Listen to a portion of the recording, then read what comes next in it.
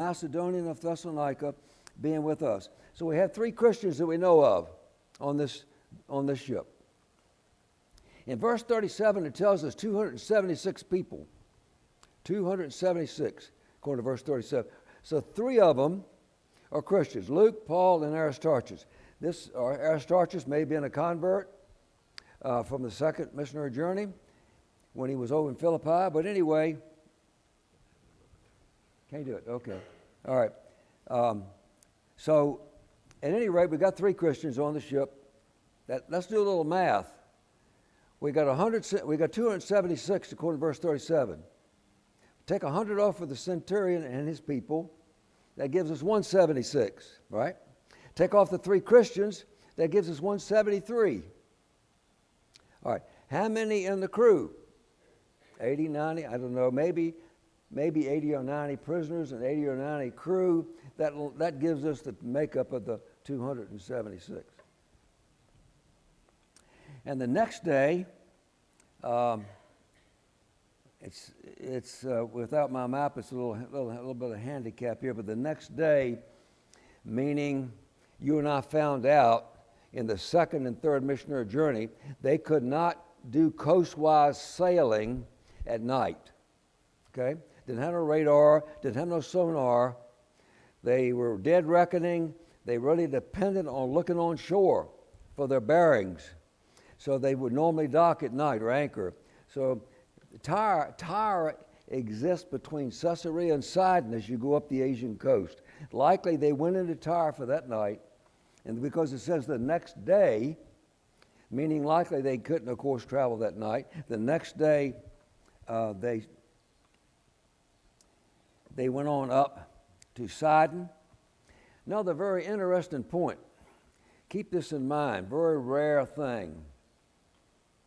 You remember our study in the second missionary journey, we was Philippi, the Philippian jailer, how the Philippian jailer was going to kill himself because he thought the prisoners were his prisoners. Paul is a prisoner of Julius, is he not? Yes. What's he do? He lets Paul off the ship. Look at this. It says, when the next day at Sidon, Julius courteously entreated Paul and gave him liberty to go unto his friends to refresh himself. Extremely rare thing. He lets him go off the ship. Well, that tells us volumes about the relationship. He may have been there for the 2 years or near Paul. Obviously, he knew him very well. So anyway, he lets him go off with friends, Christian friends at Sidon. We knew that from previous missionary journeys. Now, when we launched, verse 4, from thence, that is from Sidon, we sailed under Cyprus because the winds were contrary. Now, I want you to notice here, the American Standard Version translation says this in verse 4. We sailed under the lee of Cyprus because the winds were contrary. Now, when you and I say under, what would we think? To the south, right? Okay. Imagine Cyprus sitting out there. He didn't go under. He went on the northern side of Cyprus because the winds were contrary. Now, we're going to find out about 4 different times in this journey that Luke gives us information to tell us just how uncooperative the winds were. Now, this is in the summer. And how do we know that? Well, bear with me. And a little while later, we'll have documentation through Luke as he's inspired. This is all physical. This journey is not an inspired journey. This is a real life experiences. Luke, of course, is an inspired writer. That means all this is a truth. It happened, but it's just a voyage like you and I would take. Okay?